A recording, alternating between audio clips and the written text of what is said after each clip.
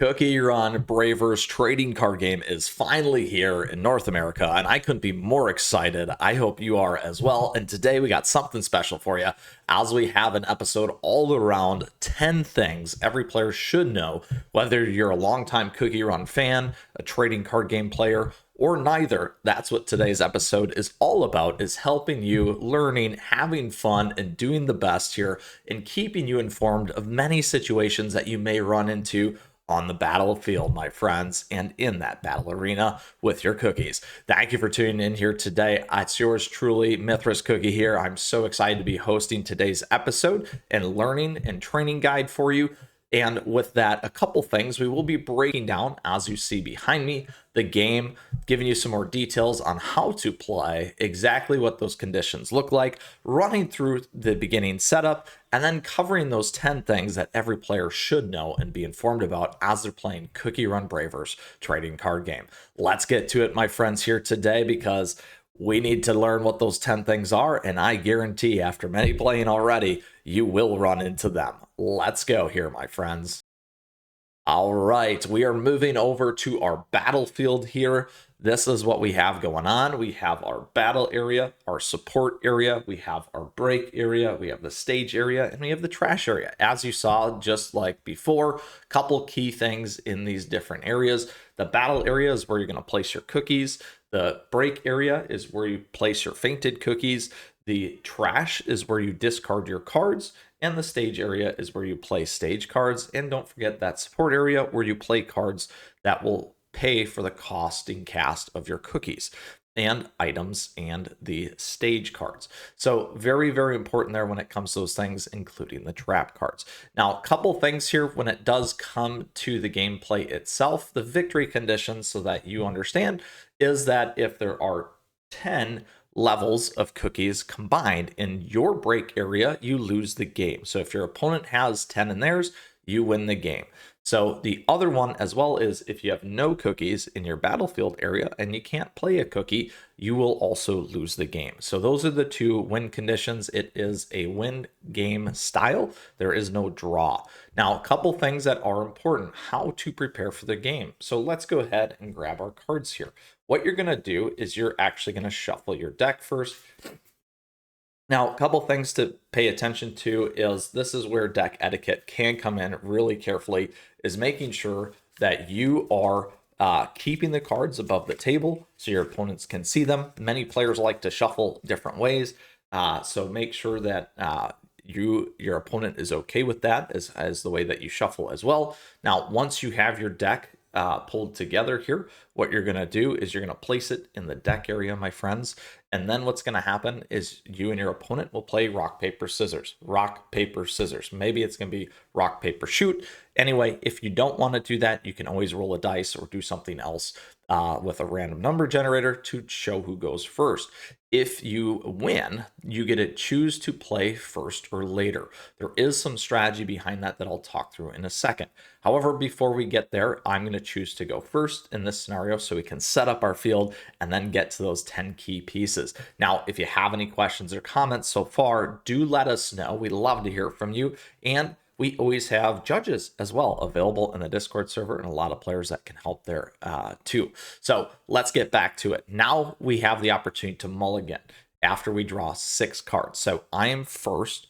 I'm going to draw my 6. 1, 2, 3, 4, 5, and 6 here. Okay. So once I draw my 6 cards, I can take a look. My opponent can take a look at them just like that, and then decide if they want to keep this hand. Now, if I don't want to keep it, I can say, well, I'm going to mulligan. So putting them back into the deck and shuffle once again. Now, I did that because I had all cookie cards, my friends. Now, a couple things here. The first player gets to choose first. So make sure that the first player is confirming whether they want to keep their hand or not. Don't let the second player go first. That is very, very important. So once again, you can check it with your opponent if they want to cut it. Those kinds of things will draw 6. Now, in the case after the first mulligan, if I don't have any cookie cards in my hand, I have to reveal my hand to my opponent, and then we do it again. and then they will get to draw an extra card. All right, so I have my 6 cards once again. This time we got a little bit of a different setup there. And here's what's going to happen then. After we both agree, I'm going to agree to keep my hand. Then what's going to happen is we'll take one of those cards and we'll place it down on the field. And at which point, just like this, we'll both have it on the field, and then we will both flip over the card at the same time. Boom. There's mine right there. Mustard Cookie. Now, a couple things here. When you flip that card over, you're then going to take cards from the top of your list that align to the HP. There we go. So in this case, we have one underneath Mustard Cookie. If we had more, we'd slide these across. I'll show that here in a second for higher HP cookies and show how you should stack them as well. Now, a couple things as the first player, we do move into 5 phases. This is how it works. After we got all set up like that, it's my turn. Couple differences about going first. There's 2 things that happen at the beginning of the game for the first player. The first thing is I cannot draw cards. Generally, you get to draw 2 cards from the top of your deck. It is something unique to CookieRun Braverse. Here, trading card game. However, I don't get that opportunity as first player. So like we said, there could be some strategy depending on your deck, whether you want to go first or second. The other thing is I cannot attack into my opponent's cookie. Even though we can't see it right now, I'm not able to do that, okay? Now, the phase play goes active phase. So if cookies are rested like this, we then would activate it and be able to use it during that turn. Now, after that, we move into our draw phase, and then we move into our support phase. Now, what happens with support here, my friends, is we'll take one card, and we can look at our hand here, all right? And you might need to figure out which one that you want to use strategically to make it work here for you based off what you have. Now, I'm going to play Strawberry Cookie here in my support area, okay? Now, a couple things to keep in mind when you do this. When Strawberry Cookie's back there, or over here, we'll put Strawberry Cookie there, you are revealing more information to your opponent. So strategically, you may want to decide and think about which ones you're playing. If you've already had another Mustard Cookie in your hand, maybe that's the best choice to reveal that information to your opponent. So after the support phase, we move to main phase. Main phase has 3 key parts to it, A, B, and C, which is card play, activation of card effects, and battle. So what this means is we have our cookie appearance, which is where we can play a second cookie. So in my case, what we'll do here is we will play a second cookie, and which one we're going to play is going to be Purple Yam. Here we go. Perfect. Now, a couple things about Purple Yam before we get started here. There we go. We do have an on the play effect, which I'll come back to in a second, but this one has, if your break area is level 6 or higher, select up to 1 cookie from your break area and place it in the trash. Perfect. So this is a trick with yellow decks and temple decks, and these are the starter pieces here as well for clarity. I could have in my break area level 6 or higher. I can take one of those level 1s, which could be Mustard Cookie, and move it into the trash. I would have 1 casting cost to pay for that. On the play, it's a skill that we can use. So I'll come back to some of those pieces because they are one of the key 10 things to know here for players. All right, couple things when it comes to that though still.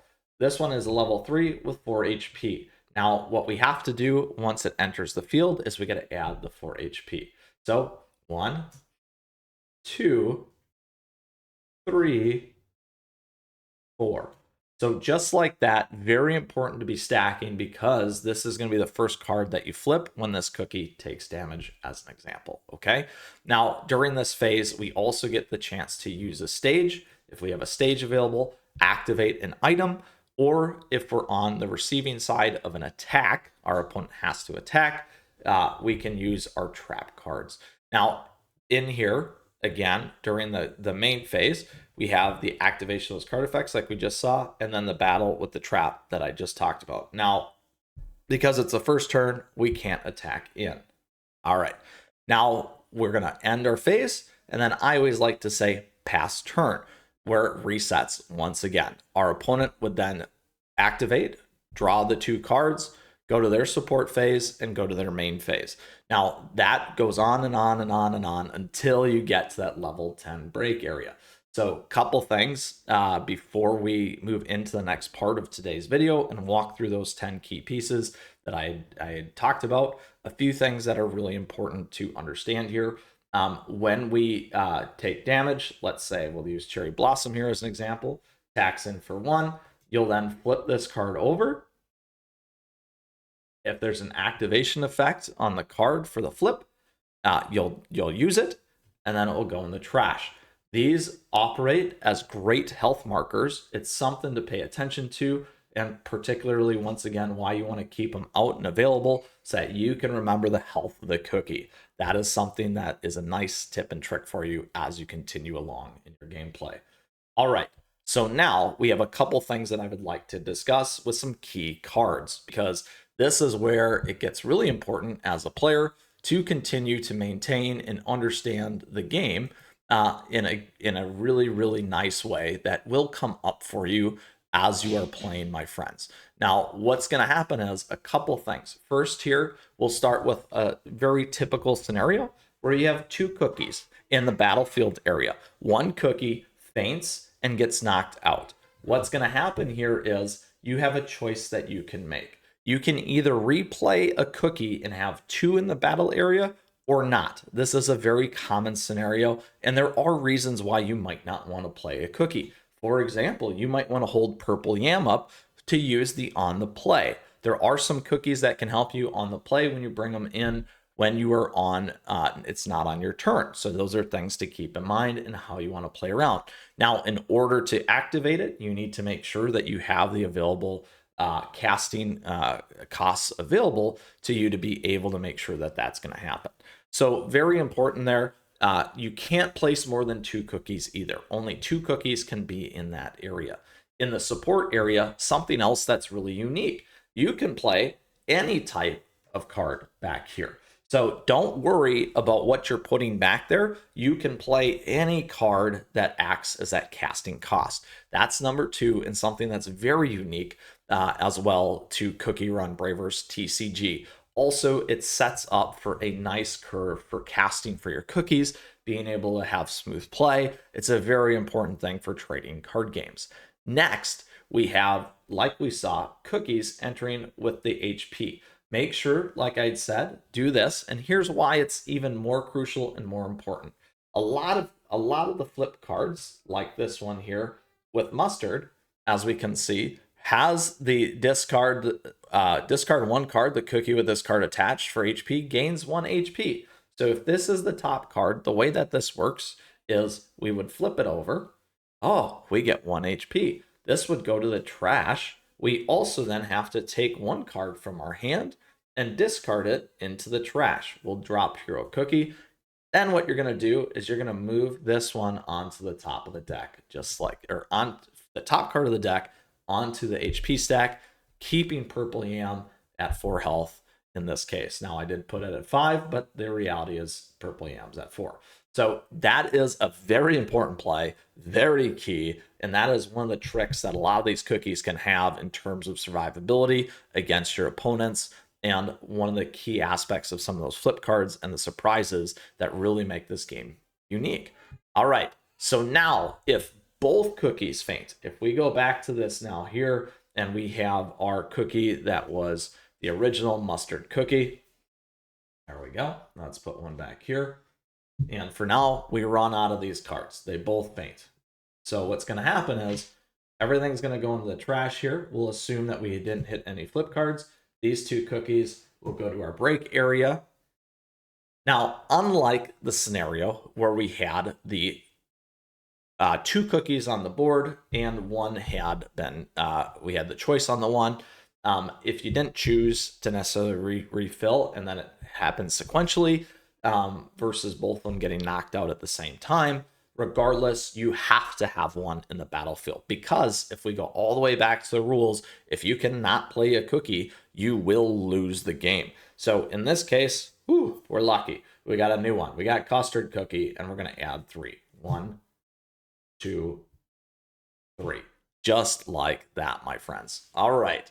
Whoa, a lot going on here. A lot going on. We're halfway through all the different pieces. We've gone through 5 core concepts that every player should know so far. If you're enjoying, let us know. Give us a like and a sub. Additionally, if you do have those questions or comments, let us know. You can hit us up on the socials, like I said before, as well. All right, 5 more for us to get through here today. Now, we've covered the battle area holds the 2 cookies. On the replacement aspect of the 2 if one gets knocked out, we talked about the support area. We've done the cookies entering with the HP cards and the flip cards and how to deal with that, and talked about those flip triggers when flipped up from the damage. And then we just finished, if both cookies faint, we must refill at least one, my friends. All right, now when it comes to the next one, number 6, attack costs must be paid fully. So if you cannot pay the 3 here, I only got 2, you will not be able to use Custard Cookie. Now, there's another thing to be aware of here that's a little bit different than Custard Cookie. If we take a really close look on Custard Cookie here, what you're going to find is it's all yellow. Now, this is the yellow starter deck, so we'll have no problem playing Custard Cookie. Now, there is something that is unique still that is in each of these decks that you'll find is this. Some of these cookies have the multicolor one, just like this. Oop, let's get there. There we go. Let's try it again. There we go. Multicolored right there. It's a little hard to see, but the reality is you can use anything to pay for the casting cost. And that's one of the nice aspects here. You will find that some cards and some cookies have a mixed casting cost. If we grab, here we go, this one that's in my hand, Hero Cookie. Hero Cookie has the mixed casting cost right there. So very, very important there to understand and see in terms of those pieces. It makes a big difference when you are playing multiple colors in your list, in your deck, from those pieces there, my friends. All right, next. So we've talked about the casting cost, the attack cost, and making sure that it must be fully paid. We have a couple unique pieces that we've talked about already a little bit, and we're going to expand on it. Activate effects, my friends. Main phase only unless otherwise stated. So in this case, for number 7, we have the activate effects unless it happens on something else. So in this case, we're going to use Cherry Blossom Cookie here, right there. And in this one, Cherry Blossom has activate once per turn, pay 2 red, rest this card, select up to 2 of your opponent's cookies. Those cookies receive 1 damage each. So the good thing about Cherry Blossom Cookie here is this. You do have that ability to do it once per turn. Once per turn is your turn. It is not your opponent's turn. So keep that in mind. It is when it is your turn. Now you can see we deal 1 damage or we can deal 2. Very cool in that aspect. I'll put this one right here so that we can see that. Now we also have another thing that outside of the activate effects, we have some of these different skills that can happen as well. And we're going to clarify those pieces. Here's a couple of good ones. Once again, so that one was a once per turn activate. This one has the skill with Alchemist Cookie here. Let's go this way. But it doesn't say once per turn. It just says activate, select up to 2 your opponent's cookies. These cookies receive 1 damage each. We got that one.